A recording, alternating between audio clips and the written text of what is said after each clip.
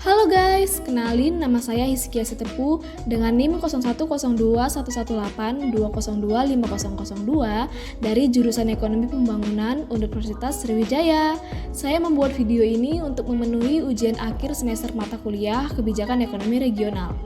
Nah, pada video ini saya akan mereview salah satu podcast dari channel YouTube Saleh Abdullah, yaitu podcast Sisi Lain, dengan topik pembahasan mengenai situasi pertumbuhan ekonomi, tingkat kemiskinan, pengangguran terbuka di Provinsi Aceh saat ini. Dalam isi podcast tersebut, mereka mengambil data dari Badan Pusat Statistik atau BPS dan Bank Indonesia atau BI.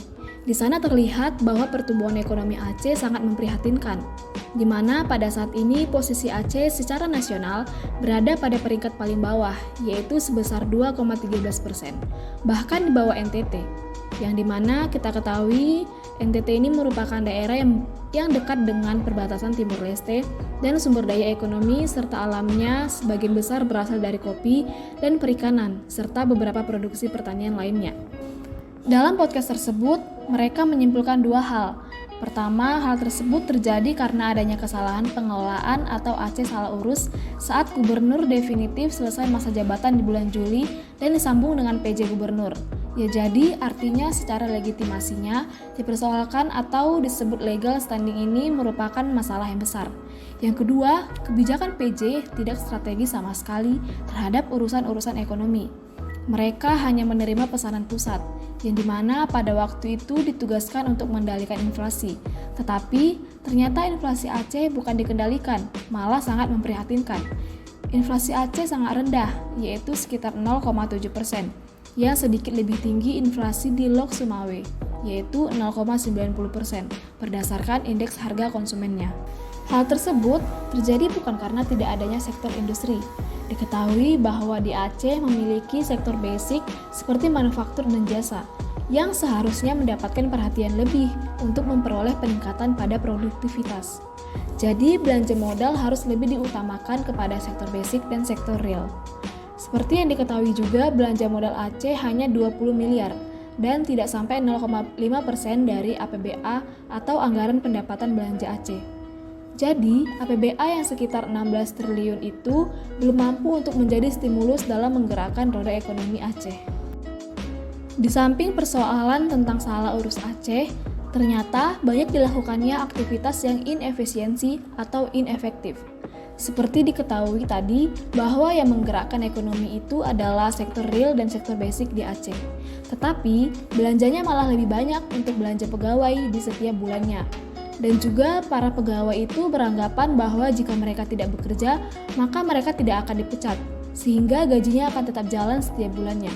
Hal tersebut menyebabkan ketidakseimbangan antara waktu kerjanya dengan gaji yang diperoleh. Selanjutnya membahas tentang investasi. Dr. Taufik mengatakan bahwa investasi investor itu tidaklah mudah. Hal tersebut dikarenakan para investor memiliki pertimbangan mendasar, yaitu variabel infrastruktur dasar. Seperti yang kita ketahui bahwa infrastruktur di Aceh masih sangat kurang, seperti air yang tidak jernih, jembatan dan jalan yang masih rusak, yang menimbulkan kemacetan di Aceh. Dari variabel yang dimiliki Aceh tersebut, investor akan berpikir panjang untuk menjadi investor di Aceh. Jadi menurut narasumber, pertumbuhan ekonomi Aceh itu masih sangat rendah, hanya sekitar 2,13%. Pada tingkat kemiskinan di Aceh, sudah adanya sedikit penurunan, yaitu 0,6% secara nasional. Hal ini disebabkan karena transportasi yang sudah mulai bebas setelah COVID-19. Kemudian membahas tentang pengangguran terbuka. Menurut data, Aceh berada pada urutan ke-8.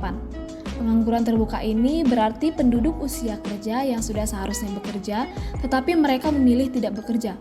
Lalu, indikator terjadinya pengangguran terbuka itu karena tingkat pendapatannya yang rendah dan tidak mencapai UMR, dan jam kerjanya juga tidak mencukupi atau sedikit. Lalu, narasumber ditanya tentang kondisi yang pantas disebutkan untuk Aceh menjelang akhir tahun 2022 ini. Beliau mengatakan bahwa Aceh masih sangat memprihatinkan. Artinya, bahwa Aceh yang memiliki sumber daya alam yang berlimpah masih tidak mampu dikelola secara baik atau mungkin yang mengelolanya tidak memberikan impact kepada Aceh. Lalu, jika dilihat secara regional ekonomi atau ilmu ekonomi regional, Aceh berada di daerah pinggiran yang memiliki pendapatan per kapitanya 6,548 juta per tahun. Jadi, Aceh hanya salah urus saja.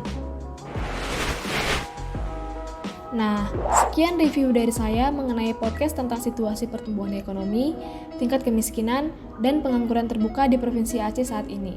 Jika saya ada salah kata atau pemaparan yang menyinggung teman-teman sekalian dan tidak disengaja, saya mohon maaf. Semoga review saya ini dapat bermanfaat bagi teman-teman sekalian. Sekian dan terima kasih.